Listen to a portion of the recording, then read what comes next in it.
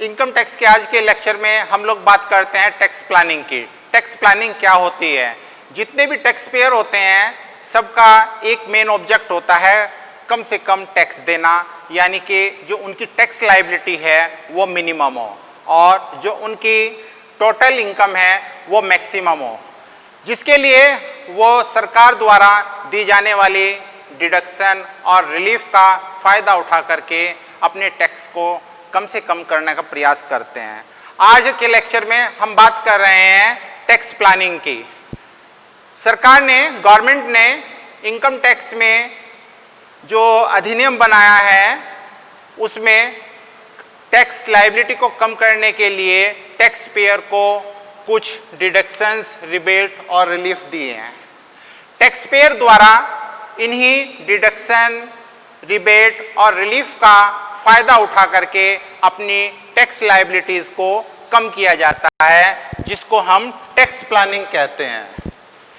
Essential elements of tax planning, tax planning की विशेषताएं क्या हैं? First, tax planning is legal recognised. जो टैक्स प्लानिंग है ये गवर्नमेंट द्वारा दी गई एक सुविधा है, इसलिए ये वैलिड होती है। Second, tax planning is connection with income expenditure and investment.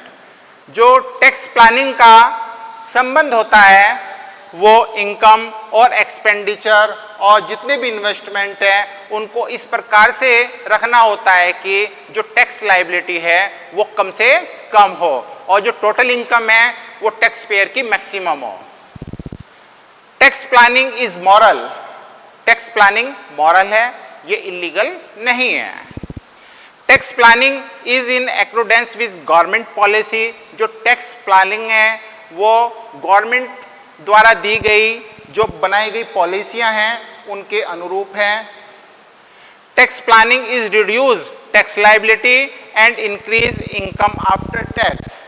Tax planning हमेशा जो टैक्स पेयर है उसकी लायबिलिटीज को कम करती है और उसकी जो टोटल इनकम है आफ्टर टैक्स उसको बढ़ाती है।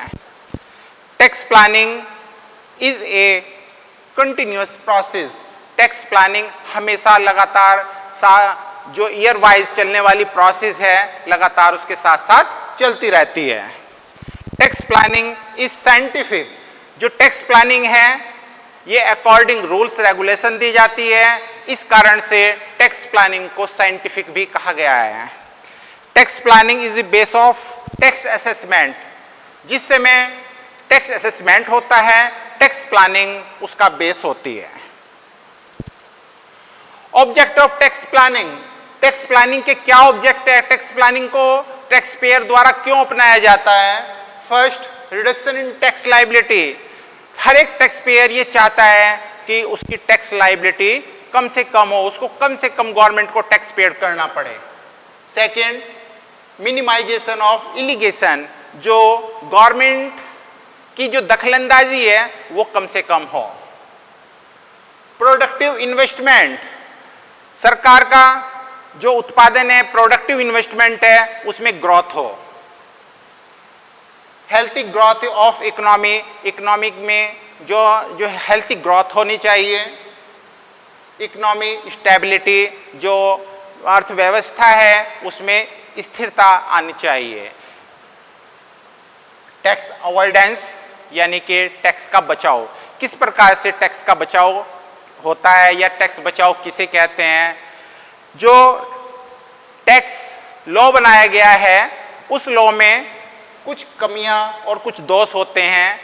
उन कमियों और दोषों का लाभ उठा करके जब टैक्स पेयर टैक्स को बचाता है तो उसे टैक्स अवॉइडेंस के नाम से जाना जाता है।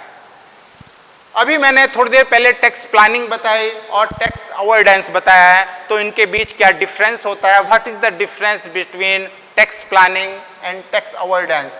मुख्यतः इन दोनों के बीच में एक अंतर होता है।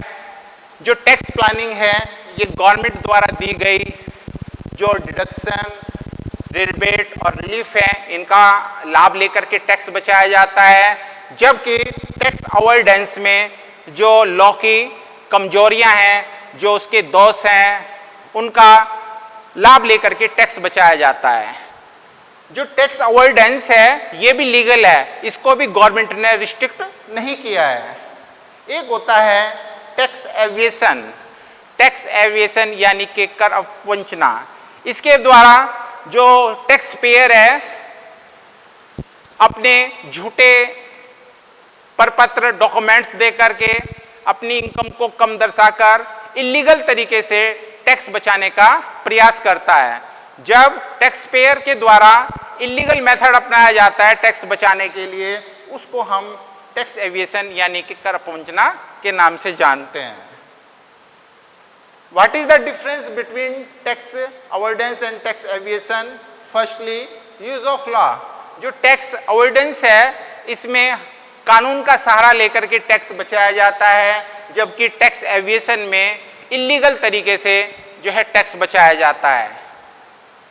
रिस्ट्रिक्टेड जो टैक्स अवॉइडेंस है इसमें इसको गवर्नमेंट ने रिस्ट्रिक्ट नहीं किया है, जबकि टैक्स एविएशन में इसको रिस्ट्रिक्ट किया है।